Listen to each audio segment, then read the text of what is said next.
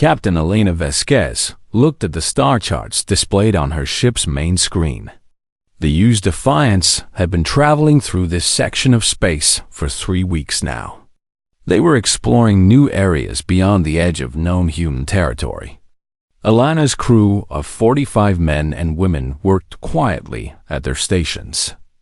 The ship hummed with the sound of engines and life support systems. "Captain," said Lieutenant Tom Bradley from his position at the sensor station, "I'm picking up something strange. There are multiple ships approaching our position." Elena moved to look at Tom's screen. She could see dozens of red dots moving toward them. The dots were moving fast and in perfect formation. Elena had never seen anything like it before. "How many ships are there?" she asked. 50 ships, Captain. Maybe more. They're all much larger than us." Elena felt her stomach tighten. The Defiance was alone out here. The nearest human ship was weeks away. She had always known this might happen one day. Humans had been expanding into space for over 100 years. Everyone knew they would eventually meet other intelligent species. "All hands, this is the captain," Elena announced over the ship's communication system. "We are about to make first contact with an alien species. Everyone remain calm and follow standard procedures." The alien ships came closer. Elena could see them more clearly now on the main screen. They were dark and angular like giant metal insects. Each ship was 3 times larger than the Defiance. Strange lights pulsed along their hulls. Elena had studied first contact protocols many times, but seeing it happen was completely different. "Captain, we're receiving a transmission," reported Communications Officer Lisa Park. "Put it on the main screen," Elena ordered. The screen flickered and showed the face of an alien creature. It had gray skin and 4 eyes arranged around its head. 2 long arms ended in hands with too many fingers. When it spoke, the ship's computer translated its words into English. "Primitive vessel," the alien said in a cold voice. "I am Admiral Kekstar of the Zephrian Third Fleet. You have entered territory controlled by the Zephrian Hegemony. Your species is now subject to our authority." Elena stepped forward. She had trained for this moment her entire career. "This is Captain Elena Vasquez of the United Earth ship Defiance. We come in peace. We were not aware this territory was claimed by your people." The alien admiral made a sound that might have been laughter. "Peace is irrelevant. Your vessel will power down all weapons and engines immediately. Your crew will prepare to be transferred to our ships. Your technology and ship will become property of the Hegemony." Elena looked around the bridge. Her crew was watching her, waiting for orders. She had read about the Zephrian Hegemony in some of the data they had collected during their exploration. The Zephrians had conquered dozens of other alien species. They were known for their cruelty and their complete control over their subjects.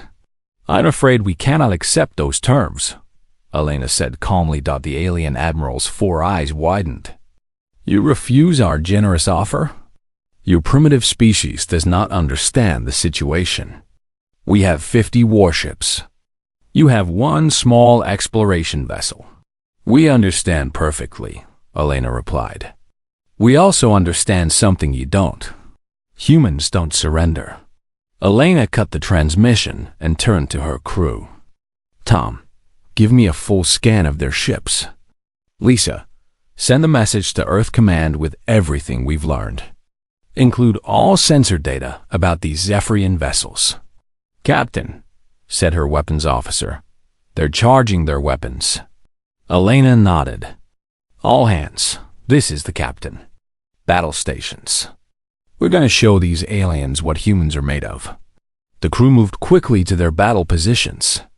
Elena had trained them well. Everyone knew their job. The Defiance was not a warship, but every human vessel carried weapons for protection. "Their weapons are energy-based," reported Tom. "Plasma cannons and particle beams. Our shields should hold for a while. What about our weapons?" Elena asked. We have kinetic weapons and missiles. Basic stuff, but effective. The Zephrian ships opened fire. Bright beams of energy struck the Defiance's shields. The ship shook, and several console displays flickered. Elena grabbed the arm of her captain's chair to steady herself. "Shields at 80%, Tom called out. "Return fire," Elena ordered. The Defiance fired its kinetic weapons. Solid metal projectiles shot through space at incredible speed. Elena watched as the projectiles struck the nearest Zephrian ship. To her surprise, the alien vessel's shields collapsed immediately. The metal projectiles tore through the ship's hull like paper. "Direct hit," Tom shouted. "Their shields can't stop our kinetic weapons." The Zephrian ship seemed confused. They continued firing their energy weapons, but the Defiance's adaptive shields were already learning to counter them. Meanwhile, the human ship's return fire was devastating. 3 more Zephrian vessels exploded under the impact of kinetic rounds. Admiral Kextar appeared on the screen again. His face showed shock and anger. "Impossible. How are you doing this?"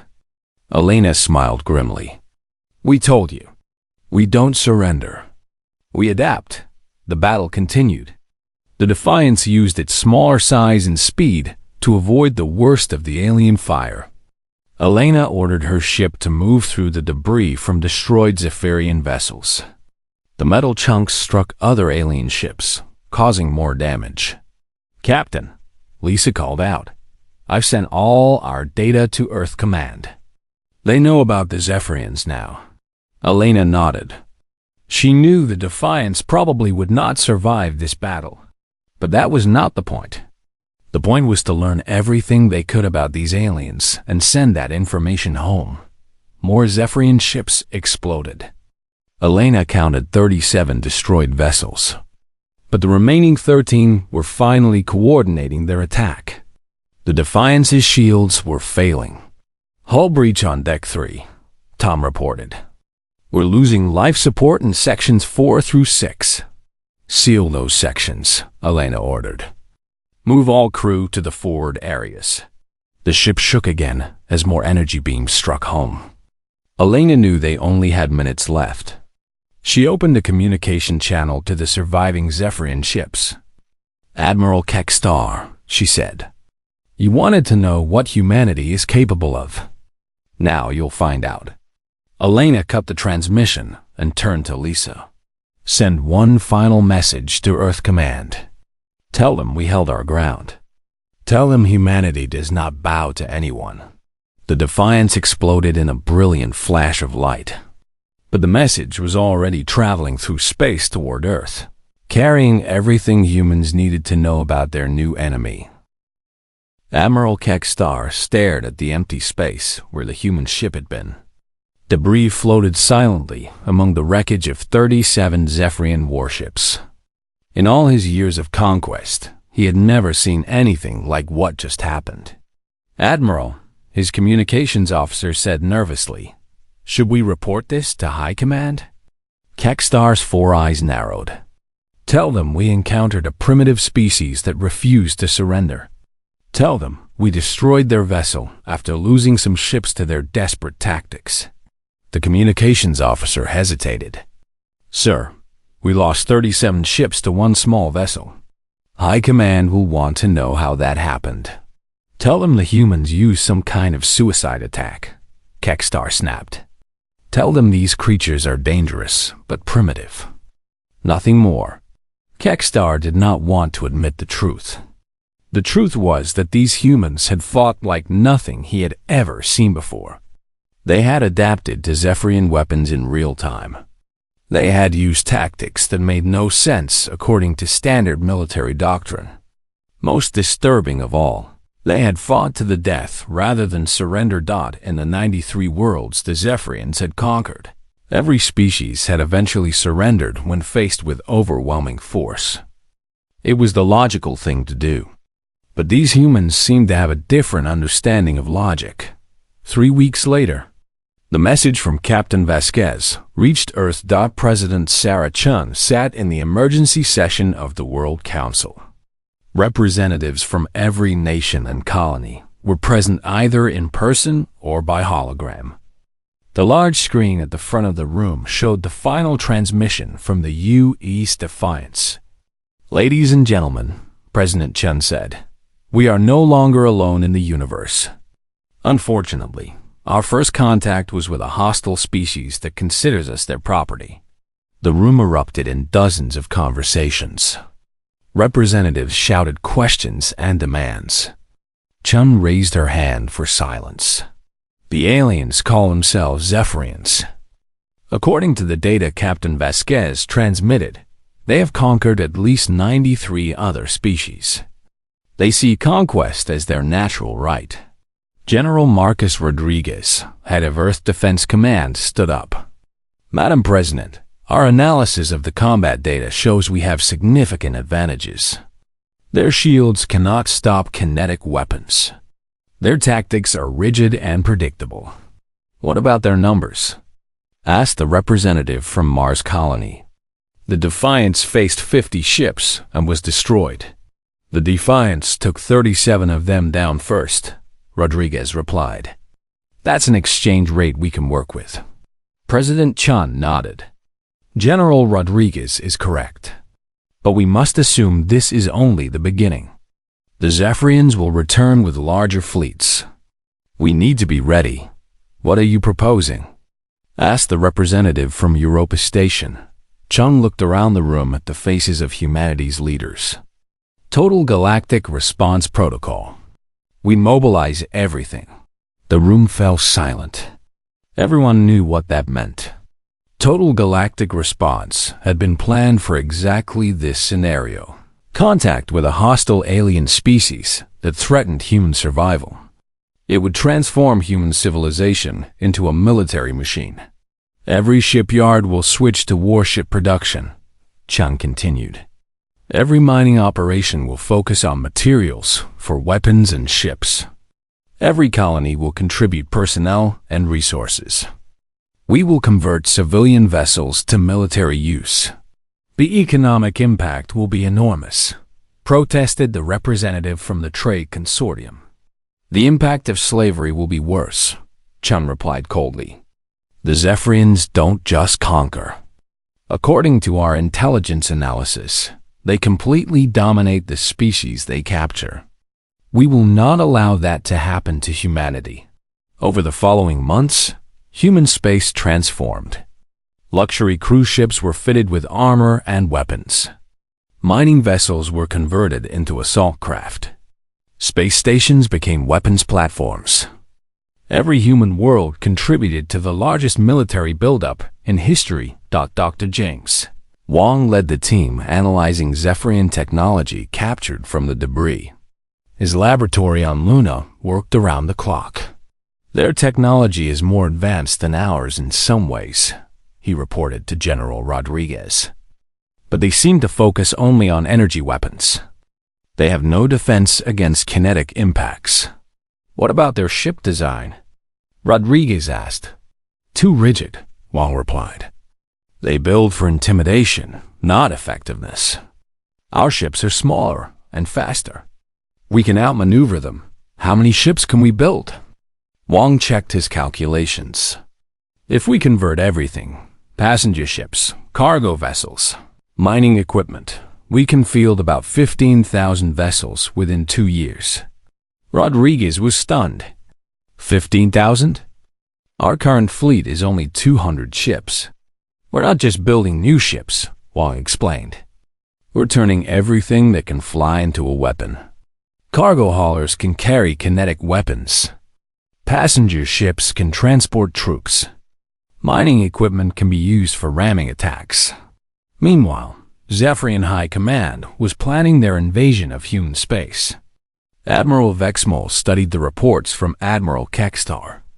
"These humans have 17 colonies and approximately 200 warships," he said to his staff. "I will take 2,000 ships. That should be more than sufficient." His aide nodded. The humans will surrender quickly when they see our overwhelming force. All species do, Vexmal agreed. It is the logical response. 2 years after the destruction of the Defiance, the Zephrian invasion fleet approached human space. Admiral Vexmal felt confident as he looked at his 2,000 warships. No species had ever resisted such a force. "Admiral," his sensor officer reported, "I'm detecting ships ahead." Vexmal smiled. "The humans come to surrender." "How many ships?" The sensor officer checked his readings twice before answering. "Sir, I count over 15,000 vessels." Vexmal's confidence disappeared. "That's impossible." "Check your sensors." "Sir, I've run diagnostics 3 times.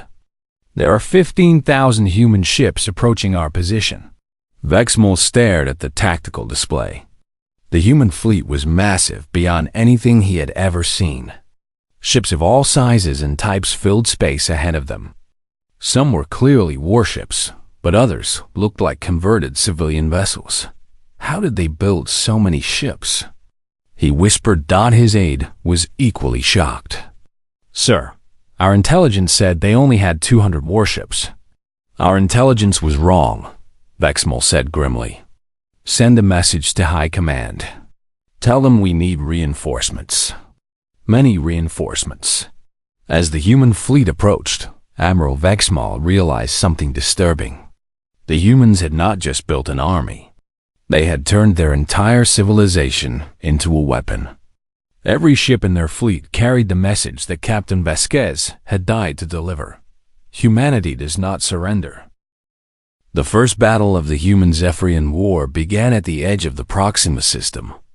Admiral Sarah Mitchell commanded the human fleet from her flagship, the UE's Vengeance. The ship had been built specifically to honor Captain Vasquez and her crew. 15,000 ships ready for battle, reported her tactical officer. All vessels have confirmed weapon loads and targeting systems. Admiral Mitchell looked at the approaching Zephrian fleet through the main screen. 2,000 enemy ships moved in perfect formation, just as the Defiance had reported. She could see the same dark, angular design that Captain Vasquez had described in her final transmission. "Open a communication channel to the Zephrian fleet," Mitchell ordered. The alien admiral appeared on screen. His gray skin and 4 eyes were exactly as the intelligence reports had described. When he spoke, his voice carried the same arrogant tone that had sealed the Defiance's fate. "I am Admiral Vexmal of the Zephrian Warfleet. Your species will surrender immediately. You are outnumbered and outgunned." Mitchell smiled coldly. "I am Admiral Sarah Mitchell of the United Earth Fleet. I have a message for you from Captain Elena Vasquez." "Who?" Vexmal asked. "The captain you murdered 2 years ago. She said to tell you that humanity doesn't surrender. We adapted." Mitchell cut the transmission and opened fleet communications. "All ships, this is Admiral Mitchell. Today we fight for every human who has ever lived and every human who ever will live. These aliens think we are weak because we are new to space. Show them how wrong they are." The human fleet broke into smaller groups and attacked from multiple directions. This was not the rigid formation fighting that the Zephrians expected. Human ships moved in unpredictable patterns, using their smaller size and speed to avoid enemy fire. Admiral Vexmal watched in confusion as the human attack began. "Why are they not maintaining formation? This is chaos." His tactical officer studied the display. "Sir, their smaller ships are screening for their larger vessels. They're using coordinated attacks from multiple angles." The first wave of human ships reached the Zephrian fleet.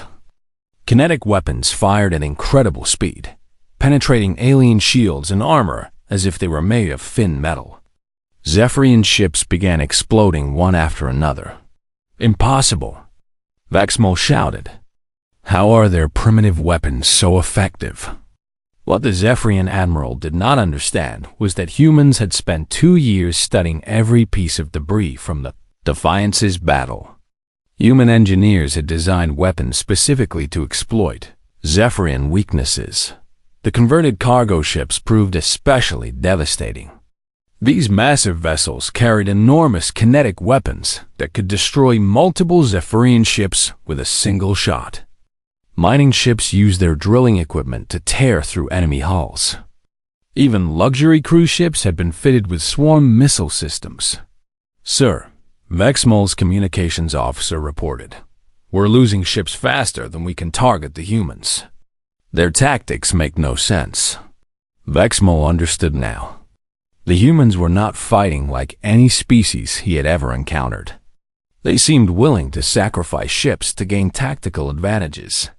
Some human vessels deliberately rammed into Zephrian ships, destroying both vessels but clearing the way for other human attacks. "Order all ships to fall back to defensive formation," Vexmol commanded, but the humans pressed their attack. Admiral Mitchell had studied the reports from the Defiance carefully.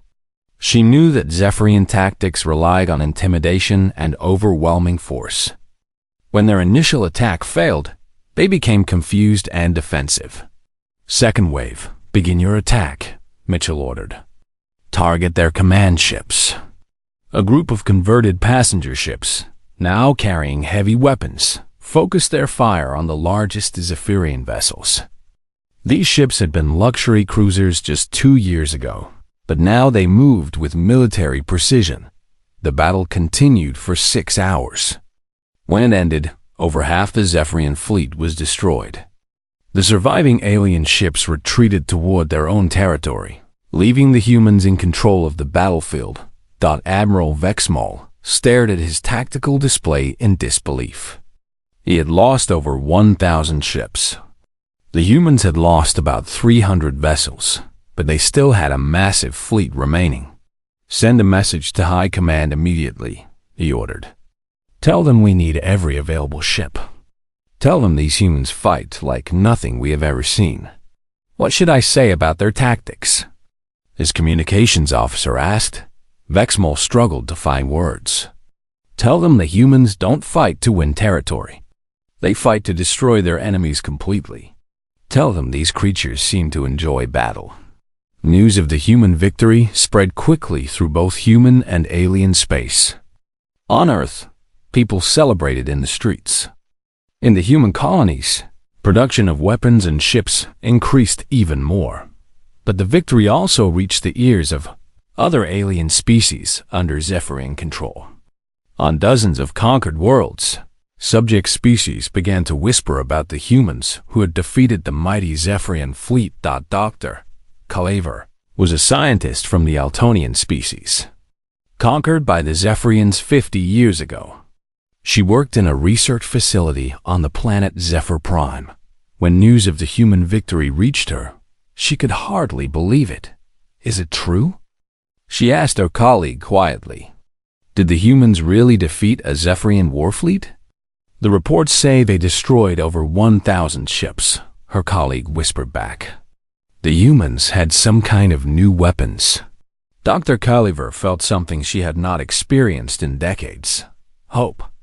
Maybe someone can finally stand up to them.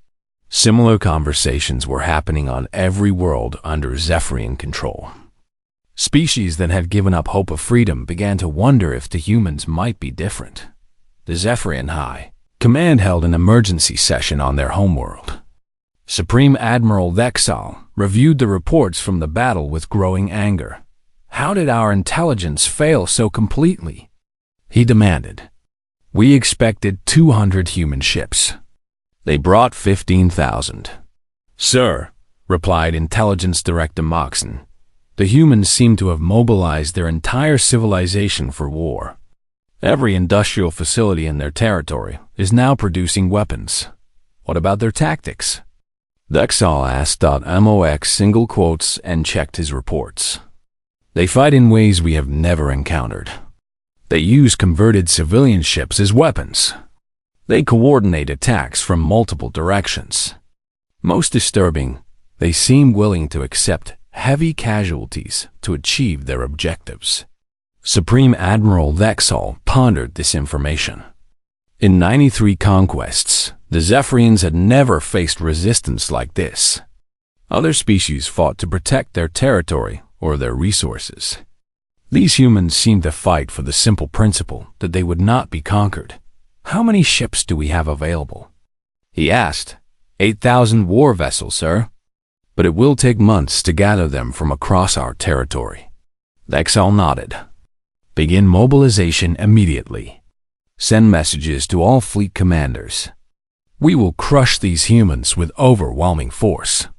Sir, Moxon said carefully, perhaps we should consider negotiation? The humans might accept terms that allow both species to coexist. Vexal's eyes blazed with anger. The Zephrian hegemony does not negotiate with inferior species. We will destroy these humans completely, and their example will remind all other species why they should not resist us. What Supreme Admiral Vexal did not realize was that Admiral Mitchell was already planning her next move. The humans had learned something important from their first victory. Zephrian ships were individually superior, but Zephrian tactics were predictable and inflexible. More importantly, the humans had learned that they could win. Admiral Mitchell stood on the bridge of the Vengeance, looking at star charts that showed Zephrian territory. "Prepare the fleet for advance," she ordered. "We're not waiting for them to attack us again. We're going to take the war to them." 6 months after the first battle, human fleets had penetrated deep into Zephrian space. Admiral Mitchell stood on the bridge of her flagship, watching the planet Kepler-442b burn in the distance. The world had been a major Zephrian military base until 3 days ago. "All resistance eliminated, Admiral," reported Colonel Harrison, the Marine commander. "We've secured the orbital shipyards and weapon factories." "What about the alien workers?" Mitchell asked. "Most of them are from conquered species, forced to work for the Zephrians. When we explained why we were here, they helped us identify Zephrian military targets." Mitchell nodded. This had become a common pattern. On every world they liberated, humans discovered that the Zephrians ruled through fear and forced labor. The conquered species were often eager to help their liberators. "Admiral," her communications officer called out, "we're receiving a transmission from the planet's surface. It's from someone called Dr. Calaver." "Put her through," Mitchell ordered. An alien face appeared on the screen. She had blue skin and large, dark eyes. When she spoke, her voice carried decades of suppressed hope. "Admiral Mitchell," she said, "I am Dr. Calaver of the Eltonian people. On behalf of the 16 species forced to work on this world, I want to thank you for freeing us." "You're welcome, Dr. Calaver. What can you tell us about other Zephrian installations?"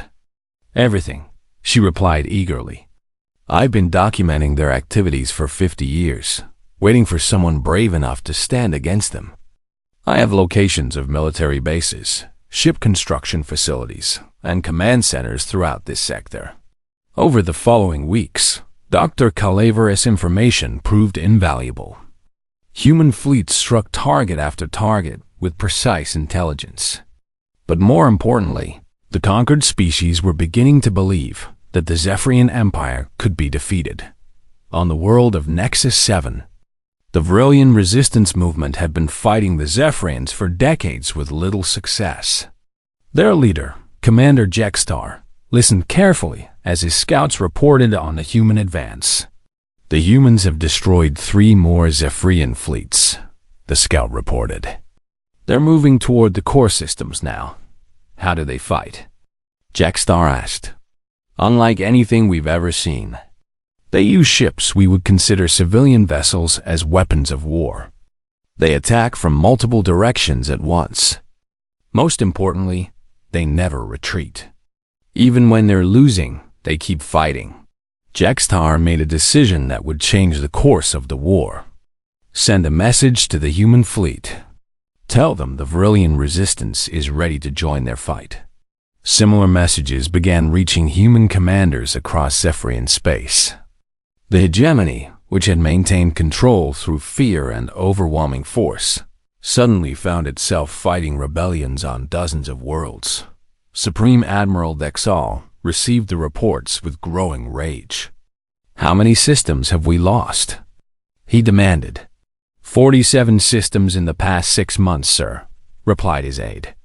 "The humans have captured or destroyed most of our outer defense bases. What about our main fleet?" "Admiral Zexamore is gathering 8,000 ships for a massive counterattack. But the process is taking longer than expected because of the rebellions." Dexal studied the tactical display. Red marks showed human-controlled territory expanding deep into the Hegemony. Yellow marks indicated systems where local rebellions were in progress. Only the core worlds remained firmly under Zephrian control. The humans are not fighting a normal war, he realized. They're not trying to conquer territory for resources or strategic advantage. They're trying to destroy our entire empire. "Sir, Admiral Zexamore requests permission to negotiate a ceasefire with the humans. Perhaps we can reach some kind of agreement." Dexal's 4 eyes blazed.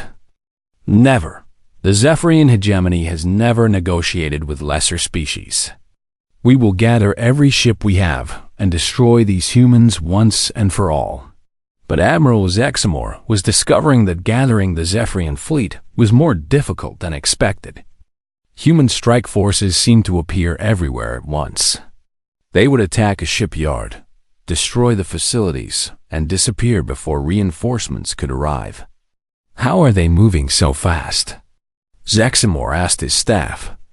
"Intelligence reports suggest they're using captured Zephrian ships as well as their own vessels," his tactical officer replied. "They've also been recruiting pilots and crews from the species they've liberated." "What do you mean?" "Sir, many of the conquered species have spacefaring experience. The humans are training them to operate captured Zephrian vessels.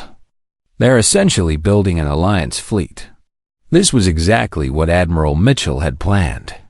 As human forces liberated more systems, they gained more allies and more ships. The Altonian engineer corps proved especially valuable, helping to modify captured Zephrian technology for human use. Dr. Calaver worked directly with human engineers to improve their weapon systems. "Zephrian shield technology has a critical weakness," she explained to the engineering team. "If you can overload their power systems, the shields will collapse completely." "How do we do that?" asked Chief Engineer Rodriguez. "Sustained electromagnetic pulse attacks. The Zephrians never developed defenses against them because none of the species they conquered had EMP weapons." Within weeks, human ships were equipped with advanced EMP weapons based on Altonian designs. The new weapons proved devastatingly effective against Zephrian shields. Admiral Zexamore finally gathered his fleet of 8,000 ships for the decisive battle. But when he arrived at the Kepler system, he found himself facing not just human ships, but vessels from dozens of species. "Admiral," his sensor officer reported, "I count over 20,000 enemy ships. They appear to be from at least 30 different species." Zexamore stared at the display in disbelief. How is this possible? The truth was that humanity had done something the Zephrians never expected. Instead of simply defeating their enemies, humans had inspired them. The message that began with Captain Vasquez had spread throughout the galaxy. No species should be forced to kneel to another. "Admiral," Mitchell opened a communication channel to the Zephrian fleet. "Admiral Zexamore, this is Admiral Sarah Mitchell of the Human Liberation Fleet. You are outnumbered 4-1. Surrender now, and your crews will be treated according to the laws of war." Zexamore's response was predictable. "The Zephrian Hegemony does not surrender to inferior species." "Then you'll share the same fate as all tyrants," Mitchell replied. The battle lasted 18 hours. When it ended, the Zephrian fleet had been completely destroyed. Admiral Zexamore's flagship was among the last ships to fall, and the admiral himself died rather than surrender. News of the victory reached every corner of the galaxy. On Zephyr Prime, the Hegemony's homeworld, Supreme Admiral Dexal realized that his empire was collapsing. "Sir," his aide reported nervously, "rebellions have broken out on 17 more worlds. The humans are advancing toward the core systems." Dexal looked at the tactical display one final time. The empire that had lasted for over 1,000 years was falling to a species that had only been in space for a century. "Prepare the evacuation ships," he ordered quietly. "Sir?" "You heard me. Begin evacuating Zephrian civilians from the core worlds. This war is lost." For the first time in their history, the Zephrians were forced to consider the possibility of defeat. But Admiral Mitchell and the human fleet were not finished yet. They had a final message to deliver to the galaxy of the price of tyranny. The siege of Zephyr Prime began on a cold morning in space. Admiral Sarah Mitchell watched from the Bridge of the Vengeance as the combined human and allied fleet surrounded the Zephrian homeworld. Over 50,000 ships from 43 different species had gathered for this final battle. "All orbital defenses have been neutralized," reported her tactical officer.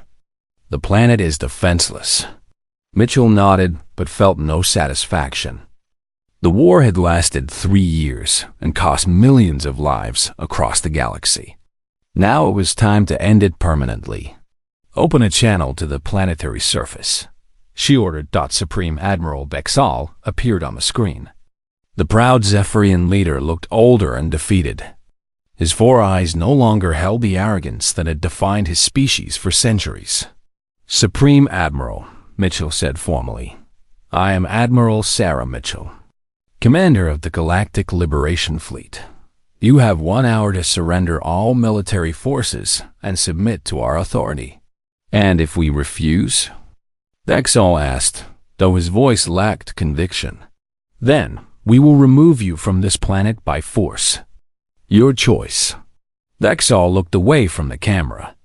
"What terms do you offer?" Mitchell had prepared for this moment. The human leadership had spent months debating what to do with the Zephrians after their inevitable defeat. The decision had not been easy. "The Zephrian species will be given a choice," Mitchell said. "You can submit to the authority of the new Galactic Alliance, accept monitoring of your activities, and work to make amends for your crimes against other species. Or you can leave this galaxy forever." "Leave the galaxy?" Dexal's eyes widened. "That's impossible. This is our home. Your species had a choice when you first encountered other intelligent life," Mitchell replied coldly. "You chose conquest and slavery. Now you face the consequences of that choice. You cannot be serious. Where would we go?" "That's your problem. We've prepared colony ships for any Zephrians who choose exile.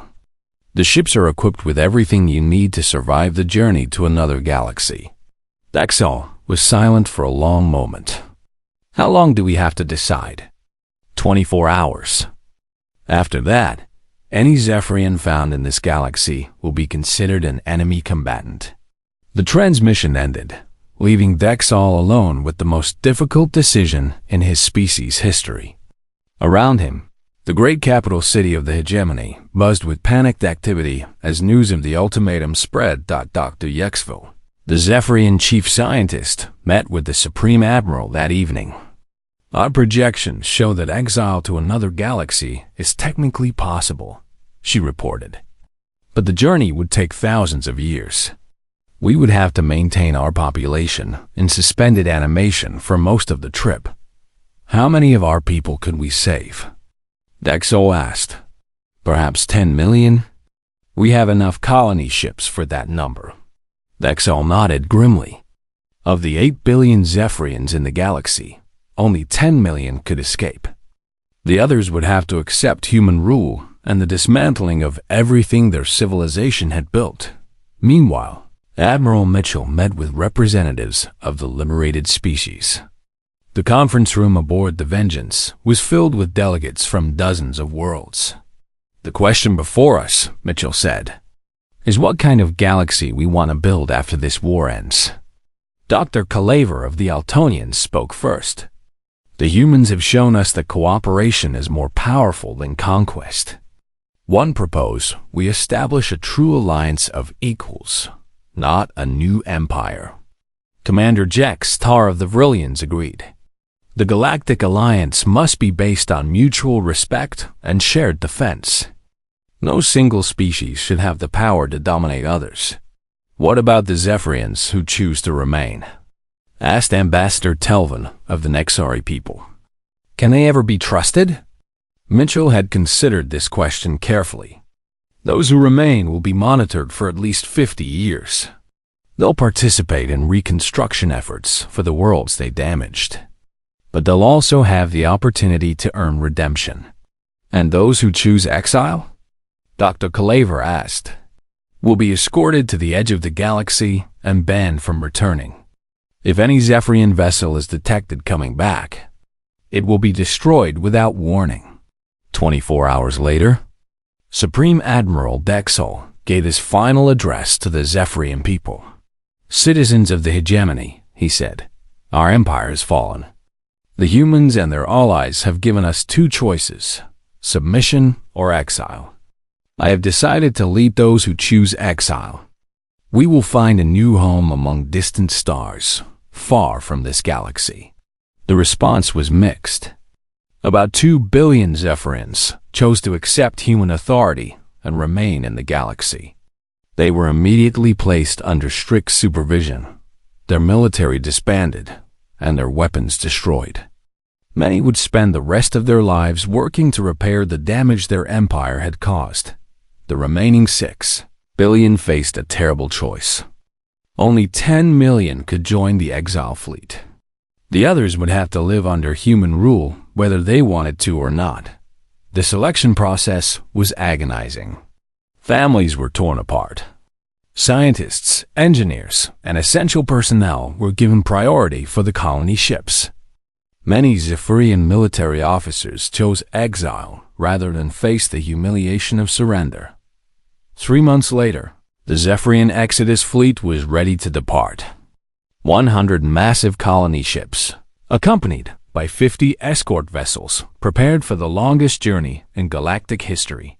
Admiral Mitchell personally oversaw the departure. She watched as the Zephrian ships powered up their engines for the last time in their home. Galaxy. Supreme Admiral Dexol sent one final message before leaving. "Admiral Mitchell, you have proven that your species is capable of great things. But remember this, the galaxy is vast and full of dangers you cannot yet imagine. The strength you've shown against us may not be enough against what lies beyond." "We'll face whatever comes," Mitchell replied. "That's what humans do." The Zephrian fleet departed, their ships disappearing into the darkness between galaxies. Those who watched knew that none of them would live to see their destination. Their children's children might find a new home among distant stars.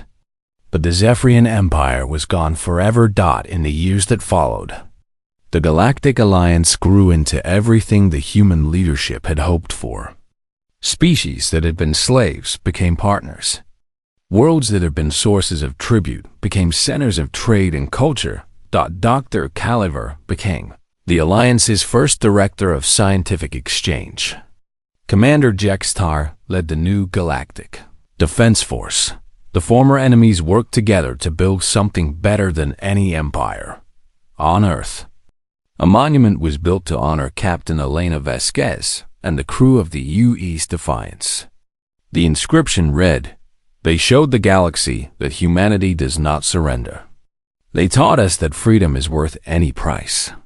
Admiral Mitchell retired to a small colony world where she wrote her memoirs. The book became required reading in schools across the galaxy. Its final chapter contained a simple message. The Zephrians believed that might makes right. They thought superior technology and overwhelming force would always triumph over courage and determination. They were wrong. In the end, the species that refuses to surrender will always defeat the species that refuses to change. We didn't just defeat the Zephrian hegemony. We proved that cooperation is stronger than conquest, that freedom is more powerful than fear, and that the galaxy belongs to all intelligent species, not just the strongest ones. But Exile was right about one thing. The galaxy is vast and full of unknown dangers. Whatever comes next, humanity and our allies will face it together. We will never surrender our freedom, and we will never allow others to lose theirs. That is our promise to the galaxy. That is Captain Vasquez's legacy.